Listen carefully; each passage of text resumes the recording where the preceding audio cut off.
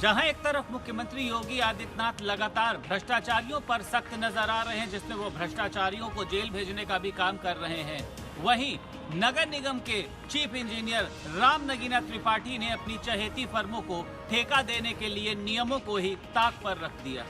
आपको बता दें, ये पूरा मामला नगर निगम से जुड़ा हुआ है, जिसमें उपकरणों को दुगनी कीमत पर खरीदा गया है और वहीं पर कुछ निजी फर्मों को फायदा पहुंचाने के लिए बिना टेंडर निकाले ही रकम को पास कर दिया गया है। ऐसे में साफ तौर पर देखा जा रहा है कि नगर निगम के अंदर एक बड़ा भ्रष्टाचार हुआ है, जिसकी अभी तक किसी भी तरह से भरपाई नहीं हो पाई है। जहां एक तरफ नगर निगम ने 35 बिंदुओं पर रिपोर्ट तैयार कर ईओडब्ल्यू को भेजी है, वहीं पर ईओडब्ल्यू इस पूरे मामले पर जांच कर रही है और देखा जा रहा है कि जल्द ही एक बड़ी कार्रवाई होगी। जहां एक तरफ ईओडब्ल्यू इस पूरे मामले पर जांच कर रही है और देखा जा रहा है कि जल्द ही इस पर एक बड़ी कार्रवाई होगी, लेकिन देखने वाली बात यह है कि राम नगीना त्रिपाठी अभी तक अपनी सीट पर काबिज है, उस पर कोई कार्रवाई क्यों नहीं करी गई। अपनी सीट पे बने रहने के बावजूद वो तमाम तरह की जांच को प्रभावित कर सकता है। उत्तराखंड आने वालों के लिए एक अच्छी खबर है। अब उन्हें उत्तराखंड आने के लिए पोर्टल पर रजिस्ट्रेशन कराने की जरूरत नहीं होगी।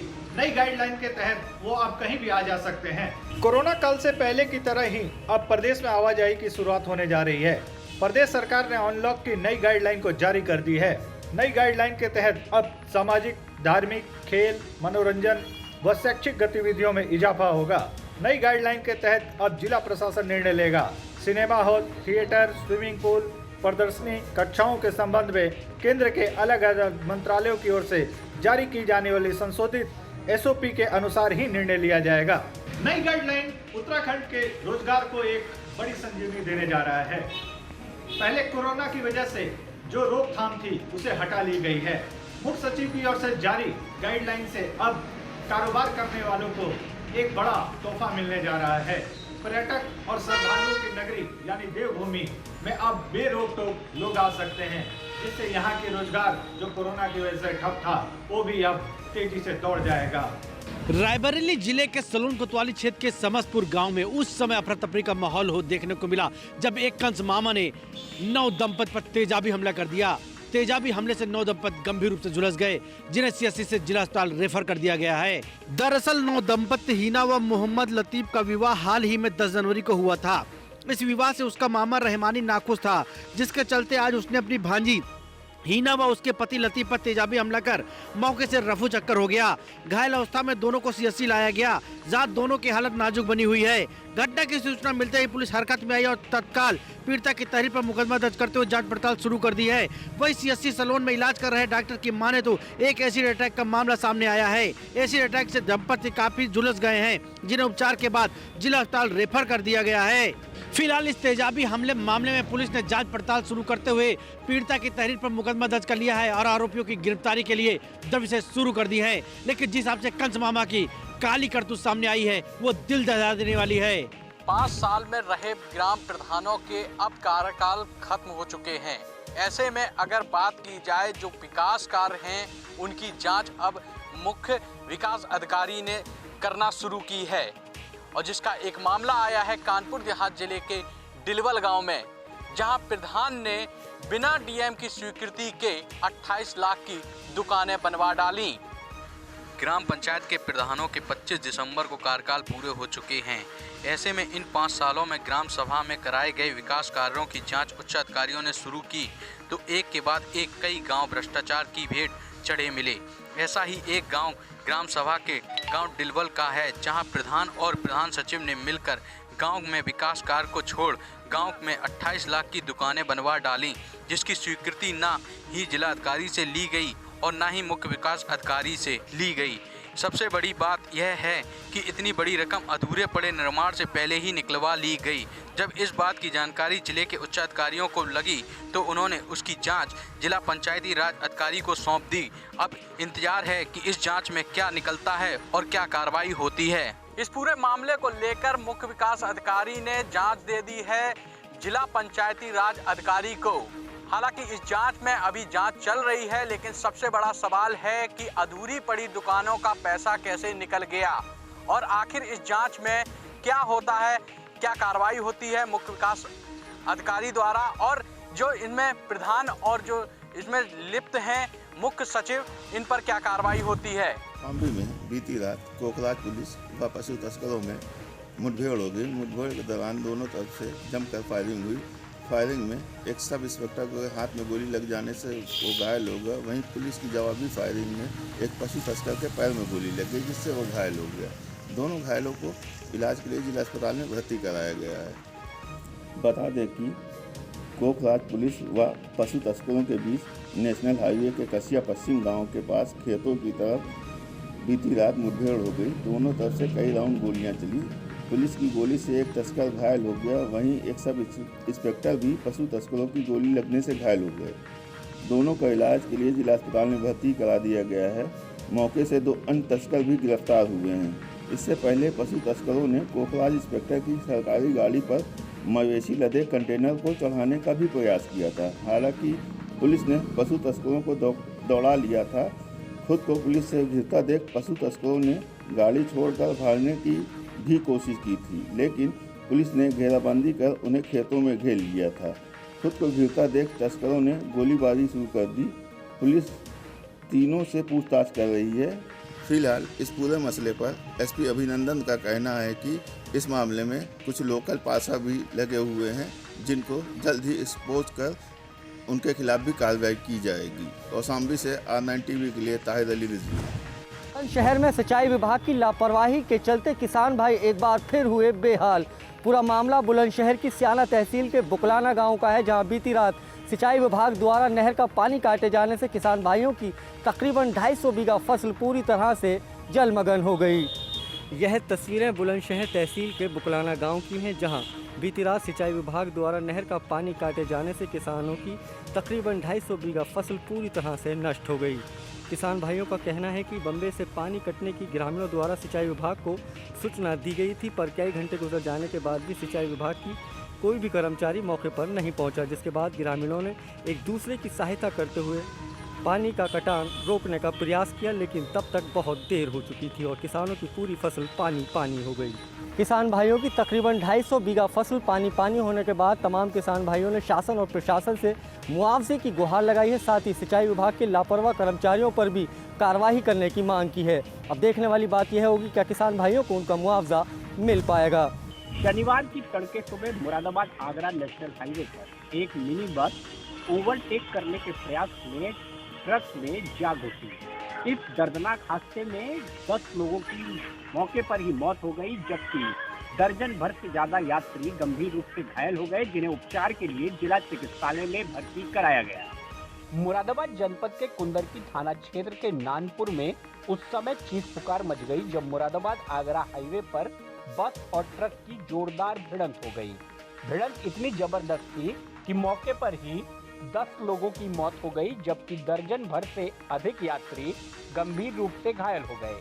सूचना पर पहुंची पुलिस ने अन्य लोगों की मदद से सभी घायलों को उपचार के लिए जिला चिकित्सालय में भर्ती कराया, जबकि मृतकों के शव को कब्जे में लेकर पोस्टमार्टम के लिए भेज दिया गया। हादसे की सूचना मिलते ही जिलाधिकारी और एसएसपी सहित आला अधिकारी भी मौका मुआयना करने मौके पर पहुंच गए। मुरादाबाद में हुए इस भीषण सड़क दुर्घटना के बाद उत्तर प्रदेश के मुख्यमंत्री योगी आदित्यनाथ ने भी गहरा दुख प्रकट किया। साथ ही मृतक परिजनों को 2-2 लाख रुपए और घायलों को 50-50 हजार का मुआवजा देने का ऐलान किया है। मुरादाबाद के ग्राम नानपुर में घटित इस दुखद सड़क दुर्घटना पर मुख्यमंत्री योगी आदित्यनाथ ने भी दुख प्रकट किया है। साथ ही साथ मृतक आश्रितों के परिजनों को 2 लाख एवं गंभीर रूप से घायलों को 50,000 रुपए की आर्थिक सहायता की घोषणा की है। बरेली के मीरगंज थाना क्षेत्र के गांव अंबरपुर में उस समय हड़कंप मच गया था जब 2 दिन पहले प्रेम युगल के शव पेड़ से लटके मिले थे। पुलिस ने जब मामले की जांच शुरू की तो पूरा मामला ऑनर किलिंग का निकला। इस घटना के संबंध में आज बरेली पुलिस ने खुलासा कर दिया। बरेली पुलिस ने मीरगंज थाना क्षेत्र में हुई प्रेमी युगल की हत्या के मामले में 5 लोगों को गिरफ्तार करके मामले का खुलासा कर दिया है। नाबालिग लड़की के पिता ने इस बात को स्वीकार किया है कि उसने अपने परिवार की इज्जत बचाने के लिए प्रेमी युगल की गला घोंटकर हत्या की और उसके बाद दोनों के शव पेड़ से लटका दिए। आपको बता दें कि मीरगंज थाना क्षेत्र के गांव अंबरपुर में उस समय सनसनी फैल गई थी जब प्रेमी युगल के शव पेड़ पर लटके मिले। जब पुलिस ने मामले की जांच की तो बड़े खुलासे सामने आए। दरअसल ये पूरा मामला ऑनर किलिंग का निकला और इसमें युवती के पिता और चाचा शामिल रहे। बरेली के मीरगंज थाना क्षेत्र में हुई ऑनर किलिंग के मामले में पुलिस ने आज खुलासा कर दिया है। पुलिस ने इस संबंध में 5 आरोपियों को जेल भेजा है। आपको बता दें ये पूरा मामला ऑनर किलिंग से जुड़ा हुआ था और इस घटना में नाबालिग लड़की के पिता, चाचा और परिवार के अन्य 3 लोग शामिल रहे। फिलहाल पुलिस ने आज पूरे मामले का खुलासा कर दिया। मुजफ्फरनगर में हुई किसान महापंचायत के बाद भारतीय किसान यूनियन के राष्ट्रीय अध्यक्ष चौधरी नरेश टिकैत काफी सख्त नजर आए। उन्होंने भाजपा और सरकार को सख्त लहजे में चेताया कि सरकार अपनी हरकतों से बाज आए और इस तरह की हरकत छोड़े जो किसानों को परेशान कर जबरन उठाने का प्रयास किया जा रहा है। भाजपा अपने विधायकों को भी समझाए और दागी विधायकों को पार्टी से निकाले। उन्होंने नंदकिशोर गुर्जर का जिक्र करते हुए कहा कि ऐसे विधायक के खिलाफ सख्त कार्रवाई होनी चाहिए। जनपद मुजफ्फरनगर में शुक्रवार को हुई महापंचायत के बाद आज फिर भारतीय किसान यूनियन के राष्ट्रीय अध्यक्ष चौधरी नरेश टिकैत सरकार के खिलाफ सख्त दिखाई दिए। उन्होंने केंद्र और यूपी सरकार को सख्त लहजे में चेताया कि सरकार हठधर्मिता छोड़े वरना सरकार किसानों का मुकाबला नहीं कर पाएगी।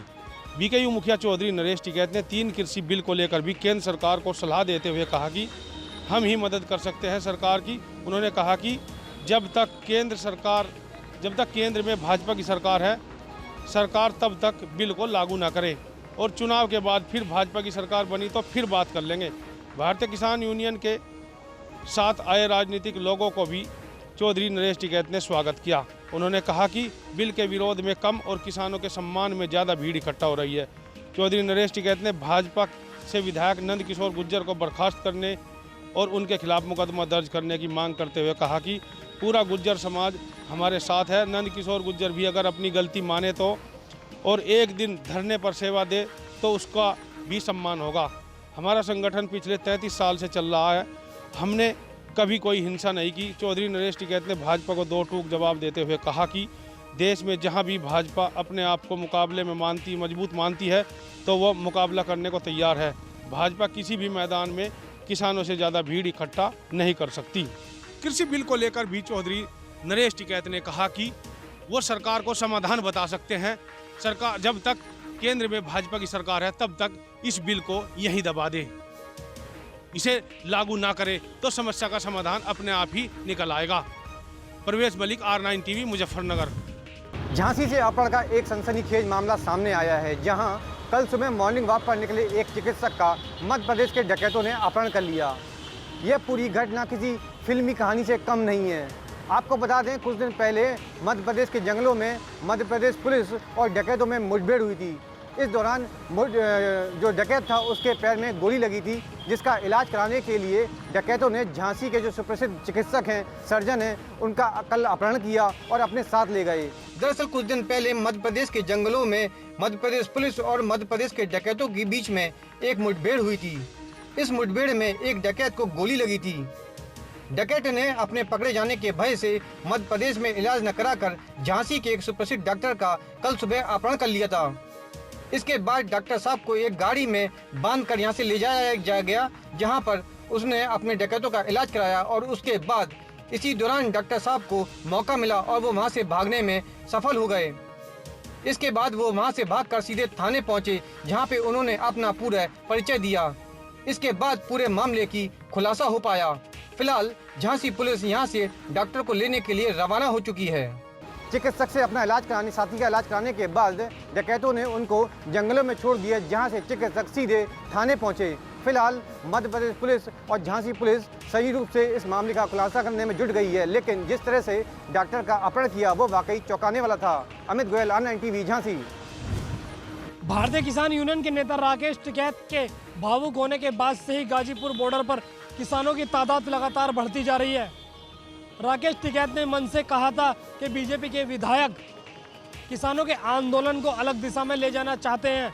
उन्होंने सीधा आरोप लगाया था, जिसके बाद किसान एक साथ इकट्ठा होकर कौशाम्बी थाने गए और विधायक के नाम मुकदमा दर्ज कराने की मांग को लेकर आंदोलन पर बैठे।